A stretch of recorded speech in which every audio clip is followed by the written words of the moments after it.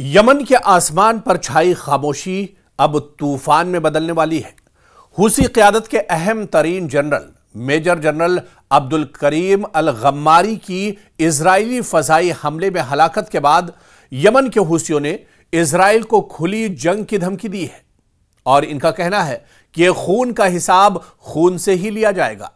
General अल गम्मारी की शहादत ने हुसी क़यादत को न सिर्फ गम और गुस्से की आग में धकेल दिया है, बल्कि अब वो इजराइल के वजूद को निशाना बनाने की बात कर रहे हैं। यमन के हुसियों का कहना है कि इनके फौजी सरबराह मोहम्मद अब्दुल करीम अल गम्मारी एक इजरायली फजाई हमले में हलाक हो गए हैं।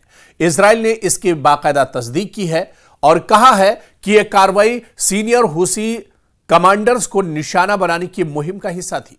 हुसियों ने जवाबन इंतकाम की धमकी दे दी है। यह वाकया इस वक्त सामने आया जब गजा में जंगबंदी बरकरार है, मगर दोनों जानिब से किसी नई झड़प के लिए तैयार रहने की कैफियत एक तरह से बनी हुई है। हुसी तहरीक ने यमन में अपनी पोजीशन बहुत मजबूत कर ली है। खासतौर पर ईरान के ताउन से वो न सिर्फ अंदरूनी यमन लड़ाई का हिस्सा बने हैं, बल्कि अब इजराइल के खिलाफ भी बहरी और फजाई कार्रवाइयों में मुलव्विस दिखाई दे रहे हैं। इजराइल के लिए यह बिल्कुल नई सूरत हाल है कि यमन की हुदूद से उनकी समत खतरा आ रहा है। खासतौर पर बुहैरे अहमर और तिजारती रास्तों के तनाजुर में अब यह खतरा इजराइल पर लगातार बढ़ता जा रहा है और मशरिक़ वुस्ता में हुसी अब एक बड़ा चैलेंज इजराइल के लिए बन गए हैं। सिर्फ इजराइल ही नहीं, बल्कि हुसियों के इस आतंक से, हुसियों की इस लड़ाई से और हुसियों के इस जद्दोजहद से अमेरिका भी परेशान है। हालांकि आप देखिए कि मशरिक़ वुस्ता में दायरा कितना भी तंग कर दिया हो, लेकिन यह हुसी लगातार इजराइल और अमेरिका के नाक में दम किए हुए।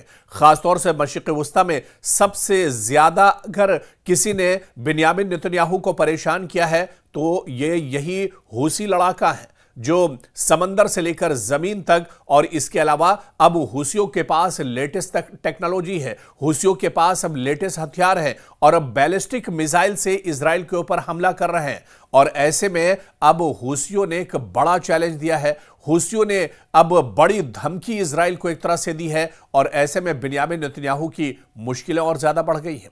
आप देखिए कि यमन के दारुल हुकूमत सना में वाक़ई एक कंपाउंड पर इजराइल ने हमला किया था, जहां अल गम्मारी मौजूद थे और दावा है कि उनका 13 साला बेटा भी इस हमले में हलाक हुआ है। इजरायली वजीर दिफा ने इसकी बाकायदा तस्दीक की है और कहा कि ऑपरेशन हुसी क़यादत को निशाना बनाने की एक कार्रवाई थी।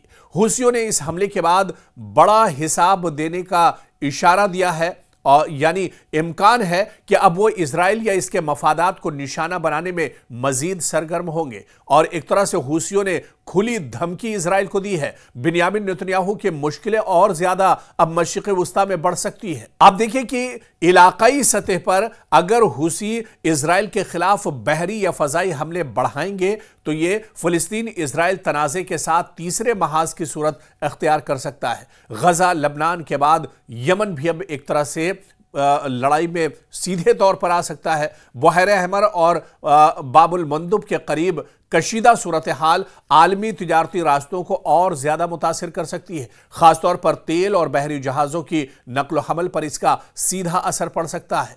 इजराइल ने अब यमन को महाज के तौर पर कबूल करना शुरू किया है और मुमकिन है कि वो यहां मजीद फजाई कार्रवाई करेगा, मगर यमन का जोग्राफिया, हुसियों की जंगी तजर्बे और ईरान का ताउन इजराइल के लिए चैलेंज का बायस बना हुआ है। यानी इस कार्रवाई का किसी लम्हे में फैसला बन जाना एक तरह से मुश्किल है, यानी इतना आसान नहीं है। इजराइल लगातार हुसियों पर अटैक कर रहा है, इजराइल लगातार हुसियों को खत्म करने की कोशिश कर रहा है, लेकिन यमन पर एक तो इजराइल से हमला करना, यमन का जोग्राफिया काफी ज्यादा मुश्किल है। यमन के महल वक़ू की बात करें तो यह इजराइल के लिए बहुत मुश्किल है और इसके अलावा जो स्ट्रेटेजी और पॉलिसी जो हुसियों ने बना के रखी है यह भी इजराइल के लिए काफी ज्यादा सरदर्द है। इसके अलावा आप देखिए कि इजराइल के फासले और इंटेलिजेंस का जो मसला है वो सबसे बड़ा मसला है। यमन से इजराइल तक कार्रवाई और निगरानी आसान नहीं है इजराइल के लिए, और अगर यह तनाज़ा बढ़ जाए तो सऊदी अरब, अमारात,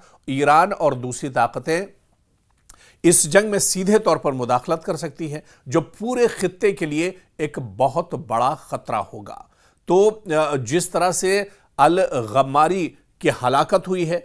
इजराइल ने बाकायदा इसकी तस्दीक की है, हूसियों ने इसकी तस्दीक कर दी और हूसियों ने इस हलाकत के बाद, मेजर जनरल गम्मारी की हलाकत के बाद, अब एक तरह से हूसियों ने खुला चैलेंज इजराइल को दिया है और इजराइल से कहा है कि वो बड़े खतरे के लिए तैयार रहे।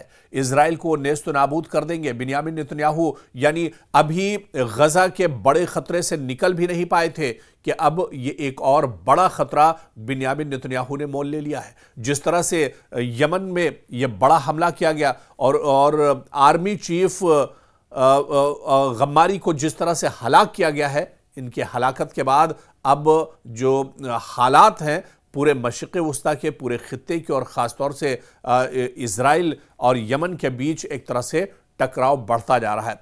हालांकि इससे पहले भी आप देखिए कि इजराइल लगातार हूसियों को ख़त्म करने के लिए हमले करता रहा है, लेकिन हूसियों की जो रणनीति है, इनका जो रोड मैप है, इसके पीछे इजराइल की एक भी नहीं चल पाती है।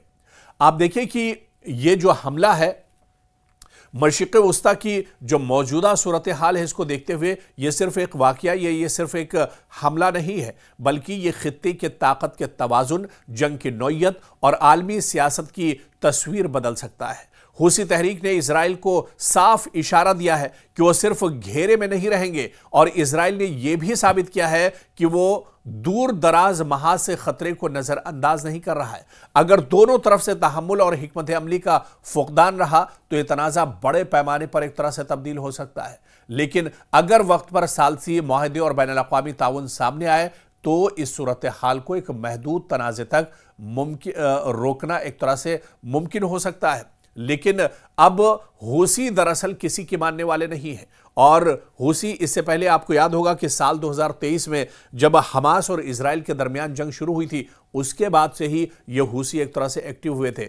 हालांकि मशरिक़ वस्ता में हूसियों का एक बड़ा दायरा है, हूसी बहुत पहले से यहां पर एक्टिव रहे हैं, लेकिन जब से हमास और इजराइल के दरमियान जंग छिड़ी थी, जब से गजा पर इजराइल ने हमले तेज किए थे, उसके बाद हूसी अपनी पूरी ताकत के साथ एक तरह से मैदान में निकल आए थे और हूसियों ने सबसे पहले इजराइल और अमेरिका के लिए बहर अहमर यानी रेड सी में मुश्किलें खड़ी की थी और उसके बाद कभी इजराइल के किसी शहर पर, कभी इजराइल के किसी एयरपोर्ट और एयरबेस को हूसी निशाना बनाते रहे और हूसी इससे पहले भी लगातार हमले करते रहे। और आपको याद होगा कि हालिया चंद महीनों की अगर बात की जाए तो हूसियों ने जिस नौयत के हमले किए हैं, ये एक बड़ा चैलेंज इजराइल के लिए बन गया है, क्योंकि हूसी अब खुद साख्ता जो रॉकेट्स हैं, उन लोकल रॉकेट से हमले नहीं कर रहे हैं, बल्कि अब हूसियों के पास भी बैलिस्टिक मिसाइल हैं, ऑटोमेटिक मिसाइल्स हैं और इन मिसाइल के जरिए से वो हमला कर रहे हैं। पिछले दिनों जिस तरह से इजराइल पर हमला किया गया और इजराइल के अंदर कई लोग एक तरह से हलाक हुए इस हमले में और कई लोग जख्मी हुए, यह हमला भी दरअसल बैलिस्टिक मिसाइल से किया गया था। और आपको बता दें कि इजराइल का एयर डिफेंस सिस्टम भी इस मिसाइल को नहीं रोक पाया था। तो कहीं ना कहीं मुश्किलें इजराइल की लगातार बढ़ती जा रही हैं और हालिया दिनों अल गम्मारी की हलाकत के बाद जो गुस्सा हूसियों के अंदर है, जो नाराजगी हूसियों के अंदर है, हूसियों ने एक तरह से खुली धमकी इजराइल को दे दी है, बिन्यामिन नेतन्याहू को धमकी दे दी है कि अब वो सिर्फ बातें नहीं करेंगे, अब वो छोटे मोटे हमले नहीं करेंगे, बल्कि अब इजराइल एक बड़ी जंग के लिए तैयार रहे, इजराइल अब बड़ी तबाही के लिए तैयार रहे। यानी एक इशारा है हूसियों की तरफ से कि आने वाले दिनों में वो पूरी ताकत के साथ इजराइल को टारगेट करेंगे, इजराइल के जो मफादात हैं उस पर एक तरह से टारगेट करेंगे, इजराइल के जो सिक्योरिटी फोर्सेस के जो अड्डे हैं उसे एक तरह से टारगेट किया जाएगा। यानी इजराइल की मुश्किलें बढ़ेंगी। बिन्यामिन नेतन्याहू एक जंग से निकल नहीं पाए हैं कि अब हूसियों की नाराजगी भी बिन्यामिन नेतन्याहू को आने वाले दिनों में झेलनी पड़ेगी।